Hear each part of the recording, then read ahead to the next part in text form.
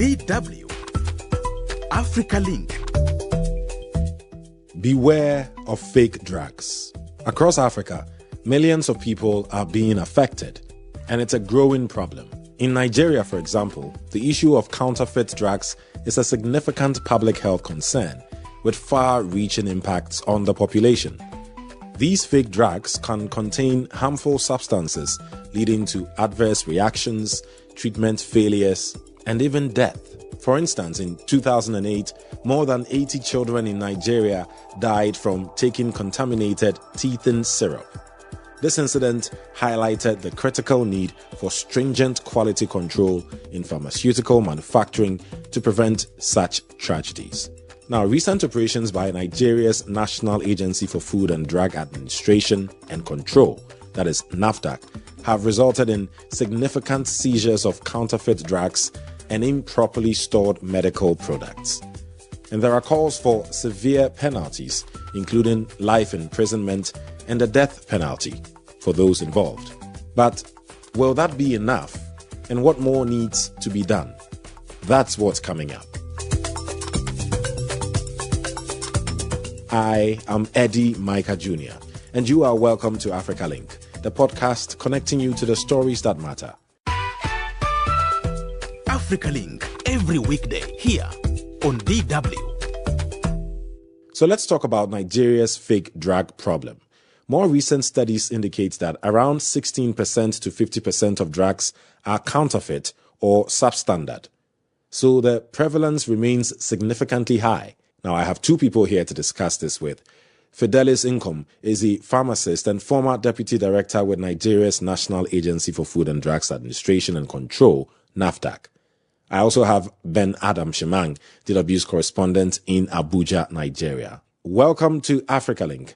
Fidelis, I am dying to really find out, Fidelis, how serious the issue of counterfeit medicines and drugs is in Nigeria. Give me a sense of how widespread and serious the situation is. Thank you for this opportunity. The issue of fake drugs in our society today is actually a very serious one, considering the quantum or the huge volume of the drugs that are involved and the attendant implications on health. You know, they could damage vital organs, or they can even lead to death because of their use. So over the years, the fakers had continued with the nefarious businesses, despite the effort of NAFDAC. I remember in 2007, I was there in Onitsha when the Onitsha head beach market was raided. There were huge volumes of these fake drugs that were gotten. But up to now, the lessons that ought to have been learned is not there. So you're describing a situation that is very serious.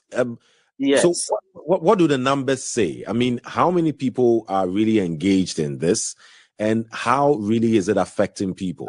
It's a huge number of that is involved, and it affects virtually all the population because drugs are used by virtually everybody, and therefore, if care is not taken, you fall into the hands of using these drugs, and the health implications are there. They will affect you. So it is a huge problem, if I may say this. So that's just the scenario that I can paint. And I have said that over the years, the effort of NAFDAC in checking these nefarious activities has not really yielded the desirable result. And the reason is simple. Those that are doing it, they gain a lot of money. It is for huge financial benefit and at the expense of health, at the expense of human lives. And therefore, it is very difficult, very, very difficult to control these people because all they want is money. You talk about these people being driven by money. Who are these people we're talking about? They are businessmen who do not really have knowledge of drugs, but perhaps they got into it at the early age in their lives, and they realize that it is a profitable venture, and by indulging in fake drugs, they make a lot of money. How does it work? I'm asking all this because people are listening and wondering, okay, we know this is a thing. You have been on this matter for a very long time. You're also a pharmacist. Yes.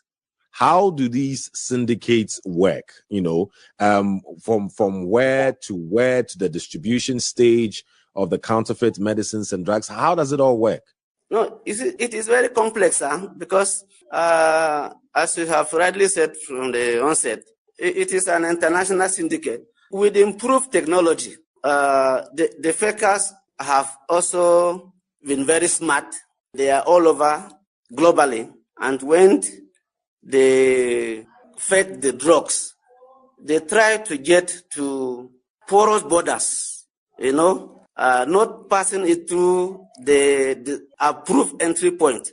They are really smuggled into the country, and they get into the hands of the businessmen who collect these drugs into their stores, at odd hours, and they sell them to the unsuspecting members of the public who consume them, and with their attendant health challenges thereafter.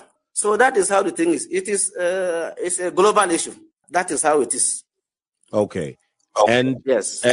And what kind of drugs are we talking about, or medicines are we talking about? What is the most common that people are getting affected by? These fakers try to look at disease conditions prevailing and the drugs that are used for such conditions.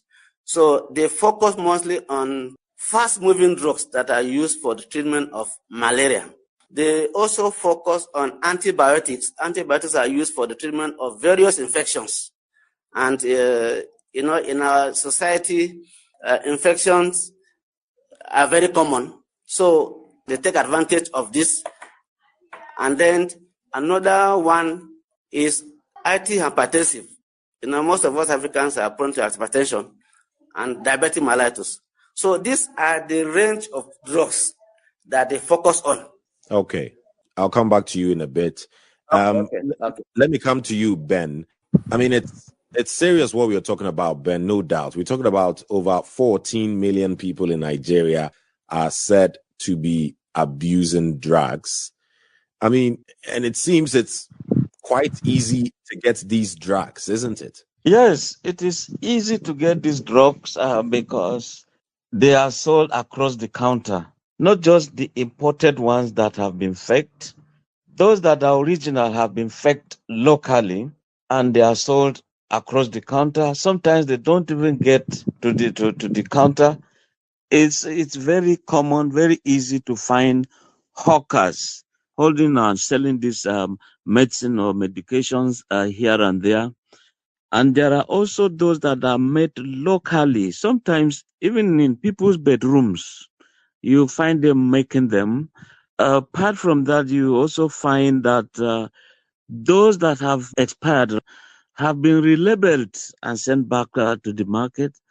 And that's why NAFDAC at the point would stomp on some of these areas and do a lot of catching or arrests. And of course, they are destroyed publicly with the hope that it's going to serve some lessons. And it's also very common in such a way that there are some things that are actually, the prices are that low, and the way in which they are being packaged is encouraging and enticing to the youths.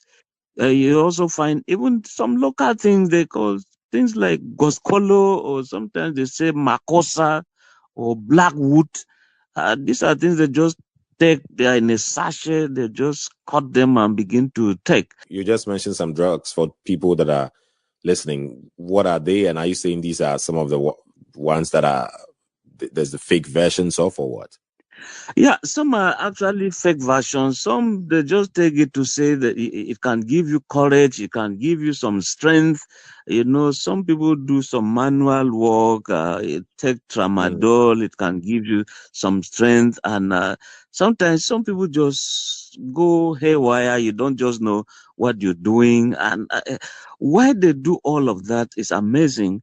And why it's so commonly found is also amazing. It's interesting what you're saying, because it's two different things we're talking about here. On the one hand, there are the original drugs that we know, whether it's paracetamol or what malaria pills or whatever, that people are making fake versions of, on the one hand, right? And then on the other hand, people also come up with some drugs that they say does some things, they give it their own names, but haven't really gone through the legal procedure or process to verify that this drug is good to take. These are two different things, and that's what you say is happening, right? Yes, and Eddy is also common. NAFDAC at the point was telling us that some people just got this white chalk or some other chalk, color them and paint them to sound like or appear like some tablets, Panadol or malaria medicine. You'll be taking all of that, you never get cured. Rather, those things will just go and become some sediments within your digestive system, begin to cause cancer, begin to cause all sorts of ailments rather than healing the person. In terms of faking, yes, they would just look so real. Even they fake the labels of NAFDAC, because every medicine that comes that is legal must have a NAFDAC approved number. So all of these, you just see them faking them. One could just have one single serial number, all the packages and all that stuff. So it's a common thing. And those who are engaged in it, they're actually making a whole lot of money. And that's why the trade is refusing to end. Mm-hmm. How big a business is it, Ben? When you talk about people making a lot of money, I'm asking because you've really been digging into this. How much money is a lot of money that people are chasing so much that they don't care about the lives of people? Yeah, you see, it's a big business, huge to the extent that I tell you, there's no community that you won't find something that is fake in terms of medication. It is such a huge business, huge as in huge. And I do remember there used to be a former director general of NAFDAC, Dorothy Akunyele, a professor, a pharmacist. We followed her to do some seizures of these fake medications, fake medicine, and you could see they were loaded. When I say loaded, they were loaded in some trailers, and a very huge, mountainous kind of, let me put it that way, without being or almost being hyperbolical. You see very huge heaps, and they spray petrol and just set those things ablaze. So that tells you how big, how large this business is, and it spreads across. There's no tribe. It doesn't have respect for religion. It doesn't have respect for any tribe. It is just a thing that cuts across. Right. I mean, we do understand that just in some Nigeria states, the figures suggest that this type of business, I remember, just to cross-check quickly, for instance, in a state like Oyo State in Nigeria, and indeed some other states, they've destroyed fake and harmful drugs that are worth about 100 billion naira. Now, a quick look at what that converts to in US dollars is more than 65 million US dollars worth of fake drugs that have been destroyed at some point in Nigeria. That's just mind blowing. And I'm going to come to you, sir, Mr. Nkom, because you have been with NAFDAC. Your role was basically to prevent this from happening and to make sure that anyone selling medicine or drugs of any kind have passed through the right process. And you said there have been shortcomings, but how much responsibility really do you take for allowing this to go on for so long? The agency has various regulations concerning the importation, the use, and the manufacture of drugs locally.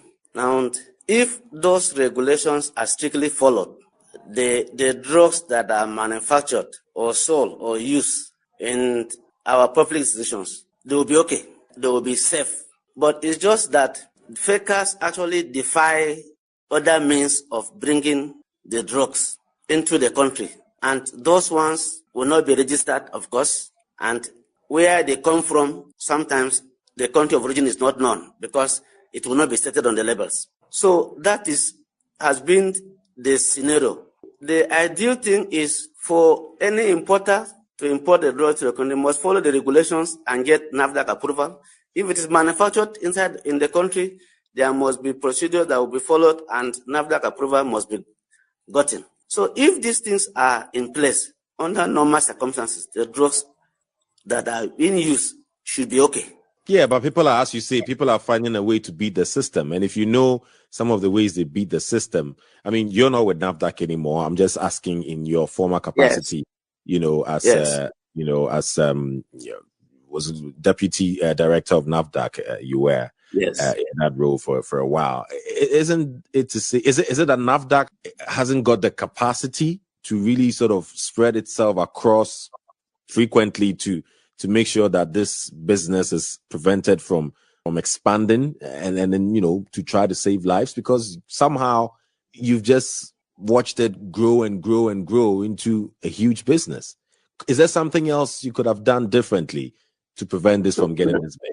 Yes. NAFDAC over the years has worked assiduously to see that the right thing, the ideal thing is done. Unfortunately, there are loopholes in the system that has to do perhaps with corruption, multiple agencies, instead of collaborating so that the right thing is done. A few may not be cooperating, and bad eggs in the system can encourage corruption, and at the end, we get some of these things coming into the country or manufacturing into the country that are not good. So that has been the system. From what I do know is that the agency has worked very hard in spite of some challenges like shortage of staff. I remembered sometimes we woke up to 11 o'clock in the night at odd hours at the risk of our health. And it is just that some challenges along in the system has not been favorable for us to produce or bring in drugs that are of the right quality. Right, clearly. I mean, a lot of challenges in NAFDAC that has... Insecurity is there. NAFDAC staff have been actually attacked in the past. They have been threatened. I was threatened myself. By who? Several. By fakers or those who are doing the wrong things. When you correct them and you cut away the bad things that they are selling and they are destroyed, of course they will not be happy. They will threaten your life. So you're saying that those that engage in this fake drug business, which is a huge business and a lot of money is being made, are actually threatening some members of NAFDAC, which is Nigeria's National Agency for Food and Drugs Administration and Control. Yes. Some members of this administration are being attacked and threatened so that fakers can keep doing their business. So what is NAFDAC doing about this? I mean, that's not how NAFDAC should be operating, right? In the past, we got approval from the IG, the Inspector General of Police, for policemen to accompany us, to help us when we are raiding. But I think this support has not been very satisfactory in the recent past. And there is need for collaboration with this institution, the Nigerian police, for them to give enough of their personnel to help NAFDAC in raiding. I remember during our time, during our police time, we had enough policemen. Anywhere you went to carry out raids, you report yourself to a police station that you are here to carry out surveillances and operations. And they are informing them, should there be need, you run back to them, they give you enough policemen as a backup. But these days, truly, it is difficult to get that. Part of the reason is because of the insecurity in the country, the police personnel are not enough. So we still appeal that enough security men should be attached to NAFDAC offices and NAFDAC officers so that they can do their work effectively. Thank you very much, Mr. Nkom. Ben, I mean, you've heard all of this. Trying to think about solutions and ways around, and Mr. Nkom has set the ball rolling there. But Ben, what are the current measures being taken to, curtail the counterfeit medicine and drug menace in Nigeria, and what more needs to be done? Yes, the law establishing NAFDAC and the consequences of breaching those laws will have to be very, very strong. And we also need to have officers that are committed, they are not prone to corruption. I cite this example. This same Dorothy Akwinle we're talking about, at the point she was fired at in her own car, the bullet passed through the windscreen of the car and removed her headscarf and passed through the other side of the mirror. Incidentally, the culprits were caught and taken to court. I'm talking of Marcellinus Unakwe. They were tried and they were jailed. But before the jail could come, you could see that in terms of how much they were to pay, it was just peanuts for someone to put in his pockets. Yeah, put hand in the pocket and just bring out the money of the fine.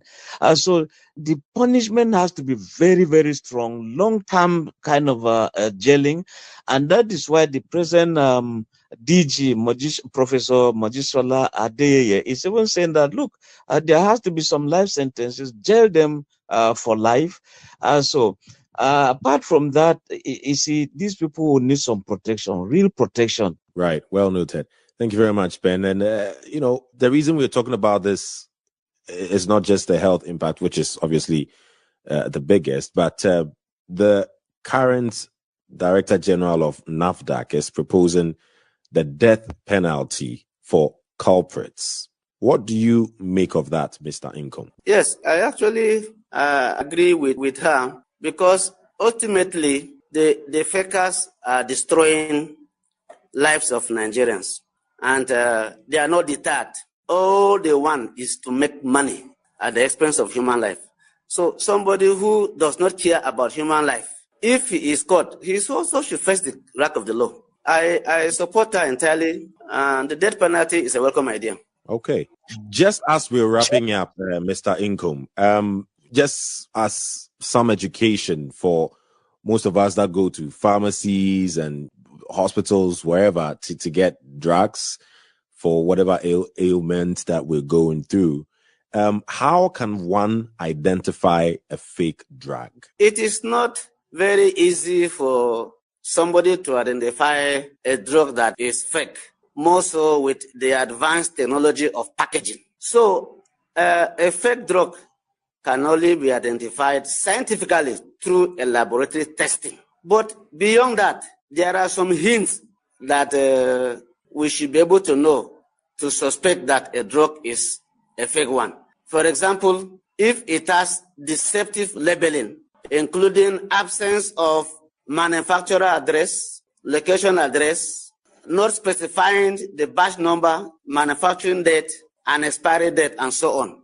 So if these things are lacking on a product that you have entered to buy, or either in a hospital or in a pharmacy shop, you should be able to suspect. And if NAFDAC number is not there, you should be able to suspect that product. But these are just the outward characteristics. But it is only through laboratory testing that you can now actually say whether a drug is a fake one or a genuine one. Very well noted. Thank you very much for sharing that with us. Fidelis Nkom is a pharmacist and former deputy director with Nigeria's National Agency for Food and Drugs Administration and Control, NAFDAC. Also, Ben Shemang is DW's correspondent in Abuja, Nigeria. Thank you very much for your time. In the early 2000s, Nigeria faced a severe counterfeit drug epidemic, with estimates suggesting that up to 70% of drugs were fake. By 2006, this figure had decreased to about 16% due to efforts by the National Agency for Food and Drug Administration and Control, NAFDAC. Now, while progress has been made, the issue remains a significant challenge due to regulatory gaps, economic factors, and public awareness issues. So much more needs to be done, including strengthening regulations, public education, and increasing technological solutions. What do you think? Please share your thoughts with us on our Facebook page, DW Africa. Listen to us on Spotify or wherever you get your podcast from. And don't forget to click follow and subscribe to our DW Africa YouTube channel so you never miss an episode. This show was co-produced and edited by Isaac Mugabe. And I am Eddy Micah Jr. Thanks for listening. DW News. Here are today's top news stories and why they matter. Rwanda-backed M23 rebels have withdrawn from peace talks in Angola, accusing European Union of obstructing negotiations to end the ongoing conflict in the Democratic Republic of Congo. Despite M23's withdrawal, the Congolese government insists it will still participate in the talks, signaling a commitment to diplomacy even as tensions rise. Why does this matter? The EU has sanctioned the rebels, accusing them of human rights abuses, while Rwanda denies supporting the group. DW's Jonas are getting reports from Kinshasa on what this means. For many people in the DRC, the much publicized peace talks in Angola were a glimpse of hope that there might be a peaceful solution to a conflict in the country's east, where the military has lost the key cities of Goma and Bukavu. With the latest development, the hope for an immediate ceasefire is also gone. The M23 rebels will most likely march towards Walikale, where the world's third largest tin mine is located. Remote areas such as Walikale are hard to control, and the Ugandan army has deployed military not far away from the northern front line in the provinces of Ituri and North Kivu. To the disappointment of many Congolese, a peaceful solution to the conflict just became less likely. And now Sudan's army has made a major push into central Khartoum, putting increased pressure on the paramilitary Rapid Support Forces, RSF, as the battle for the capital intensifies. Here is what you need to know. This marks a critical turning point in a war that has raged since April 2023, plunging Sudan into one of the world's worst humanitarian crises. The army's recent advances could shift the balance of power in Khartoum, potentially paving the way for decisive military victory or renewed efforts at negotiation. But the human cost remains devastating. As fighting escalates, civilians continue to suffer. Nationwide, tens of thousands have died, over 12 million have been displaced, and Sudan now faces world's largest hunger crisis. The RSF still holds nearly all of Darfur and parts of southern Sudan, while the army controls the north and east. If the army fully retakes Khartoum, it could signal the beginning of an endgame in the war, but also risks further bloodshed as the RSF digs in. Now, 2 U.S. astronauts have begun their journey back to Earth after being stranded on the International Space Station, ISS, for more than 9 months due to a technical fault with their spacecraft. The 2 astronauts, Suni Williams and Barry Wilmore, left ISS on board a SpaceX Crew Dragon spacecraft, with live footage from U.S. Space Agency NASA showing their departure. They are expected to splash down off Florida's coast around 6 p.m., that is 2200 GMT today. Why does this story matter? You see, with space and astronomy, we can learn several important lessons. One is about human resilience and how we handle big problems. When Boeing's spacecraft had issues, NASA didn't panic. They had a backup plan. SpaceX, a competing company, sent up another spacecraft. Think of it as a different airline sending a rescue plane. And this shows how having multiple options saves the day, just like you may have backup plans when your car breaks down. Secondly, humans are incredibly adaptable. These astronauts packed for 1 week, but stayed for 41 weeks. They continued working, doing science experiments and even spacewalks despite their uncertain situation. A remarkable example of human resilience. And thirdly, technology is both amazing and fragile. We can send people to live in space, which is incredible, but things still go wrong, reminding us that even our most advanced technologies have limitations.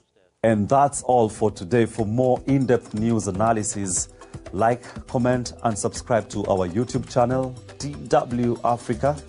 My name is George Okachi.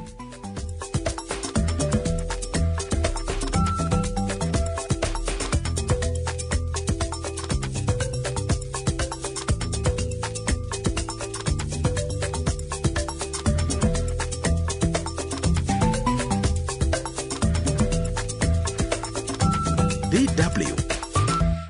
Made for minds.